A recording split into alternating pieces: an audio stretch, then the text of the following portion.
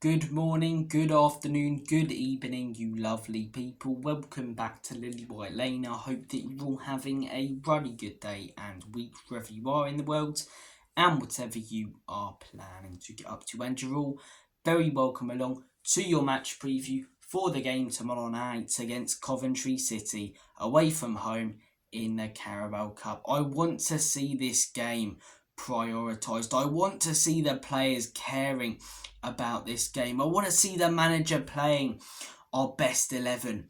But will we? Will we see the manager playing our best 11? Will the players care tomorrow night? Because I'm not sure they will.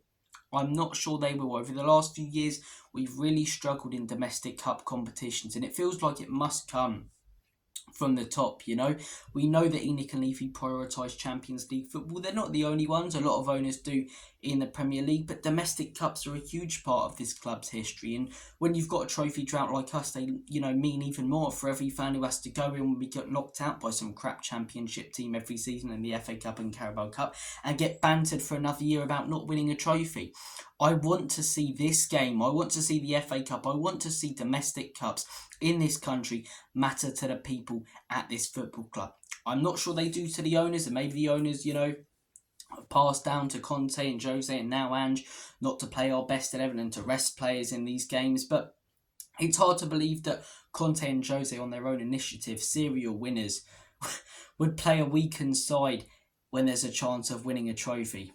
It really, really is. And look, our squad doesn't look that great this season, but that's on Ange Postecoglou. That's on Ange if our squad doesn't get us the result tomorrow, if he decides to rest our best 11. He said he was happy with the window, so it's on him if it goes tits up. But in my opinion, as I say, I want to see our best players on the pitch. I want to see Heung-min Son. I want to see Maddison, Solanke, Van der Ven, Christian Romero. I'm going to the game on Saturday, but if you want to rest players, do it then. Because if it goes tits up against Brentford, there's still another, 30 plus games left in the Premier League to get it right. You get knocked out of the Carabao Cup, it's one and done. See you later. Even less of a chance of winning a trophy now. And the FA Cup, as I say, that, could be arguably even harder. So I want to see it matter. I want to see us playing our best 11. I don't care that it's a Championship side, because over the last few years, the amount of times we've been in these cup competitions have been knocked out by some crap, man. We really have. The Middlesbrough game a few seasons ago, the 1-0 there. I think it was, was it Cardiff? We lost 1-0 to another Championship. So I know it was Sheffield. We lost 1-0 to Sheffield the other season. Last season, obviously, we had the Fulham game in the Carabao Cup. I can smell a stinky 1-0 Coventry in this game if we don't play our best 11. I really, really can, because I don't think our squad looks that great whatsoever. Because who can we actually bring in, right? Rotate your team if you went out there, Ange, and brought in, some top quality players in the summer. Not bench players or squad players, players who, compete for places in the side. But who have we actually got? So we've got some youngsters, right? Archie Gray, Lucas Bergvall, Wilson Odobert, all have a lot of potential. But apart from Odobert, haven't really got the game time. Gray hasn't played a part this season. Bergvall hasn't really. Are they going to be ready for 90 minutes fit, Looking at who else can come in, we take out Christian Romero and Van der Ven, drag us in, but who else have we got as a centre-back? Didn't go out there and get another centre-back.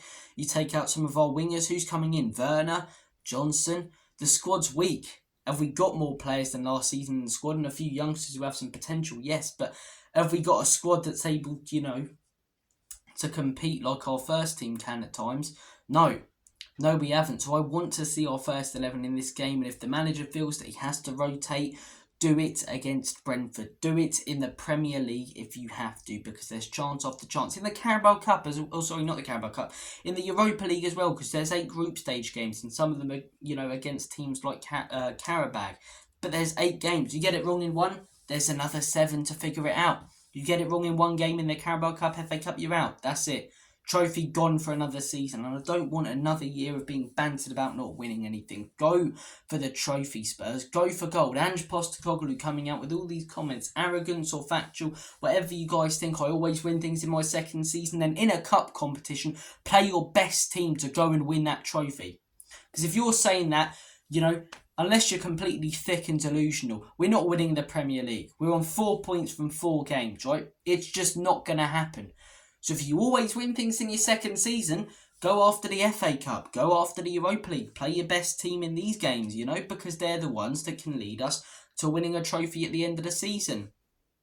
Top four, fantastic. Daniel Levy's absolutely loving life. It's great, loads of profits. So what? We got top four a few years ago. Arsenal finished fifth. Last few years they've been contending for the title. Last few years we've been contending to get into Europe. Finished eighth in one of those 3 years since. Getting top four means nothing. It's just more profit for the owners that they're not going to invest back into the club. No difference whether we get top four or not as to how much the owners can invest and will invest. So don't prioritise that. Prioritise the cup competitions. Play your best 11 this week against Coventry. Make a statement there. Score 3 or 4. Destroy them. Then head into that Brentford game with confidence and rotate if you have to. But play your best 11 and go for the trophies, Tottenham Hotspur. Also, as I say, that Arsenal game still lingering in all our heads as fans, and I'm sure those players... Put that in the past. Get a huge win here, then go out there and smash Brentford on the weekend. But rotate in that one if you have to. Do I think the manager will play his best 11? No, he didn't last year at Fulham. He came out in his press conference and said he said loads of stuff, to be honest.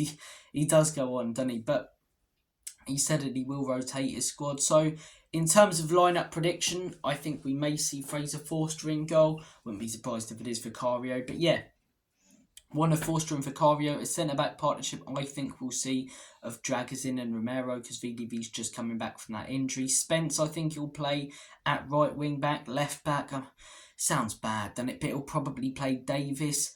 Midfield 3, something like Sarr, Gray, maybe Kulusevski. He'll put one really good player in there. And then up top, Timo Werner, Brennan Johnson, probably Dominic Solanke. What I'd like to see, Vicario, Porro, Van der Ven, Christian Romero. Dragazin in for Romero if you have to. He's not had the best start to the season, Romero. Udogie left back, On midfield, it's like a box of chocolates, isn't it? You don't know what you're going to get from any of them. They're completely all, inconsistent. So choose a good midfield 3, though. Maybe put Archie Gray in there, but up top, go with Solanke. Go with Heung-min Son. Go with our best options that are available in this game. We haven't strengthened the squad that much in the summer. And for those fans who do believe we have, okay, then, let's see it in this game. Let's see it. But I want to see Spurs play our best 11. I don't think that we will. In terms of Coventry, as I say, they had a very good season last year. A very good season. Unlucky, as I say, not to get into the playoffs. I don't believe they did. But yeah, considering, where they were a few years ago, the whole situation with their stadium, it's a great story. Their FA Cup run is what's remembered from last year. I mean, Man United went on to win it, fair play. So, they can say they got beat by the losers. By the losers, they can say they got beat by the winners. But they had a great journey to that FA Cup final, man. Sorry, FA Cup semi-final. The 2-1 win against Wolves, that was absolutely fantastic.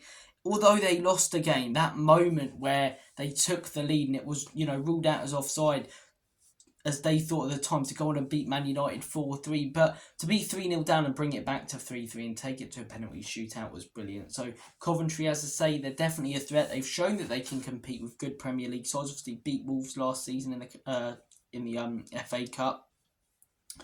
Very close to beating and knocking out Manchester United. They're a competitive cup side. They want to go after these cups, go far in them. They've got some good players in their squad, So not to be taken lightly. That's why we should go out there and play our best 11. We've been stung by so many of these championship clubs over the last few years in cup competitions away with stinky 1-0s. I don't want to see another one. I do not want to see another one. So score prediction. If we don't play our best 11, I can smell a 1-0 Coventry. Could that be the end for Ange? I don't think with the ownership, but with the fans, I think more and more people are turning on him.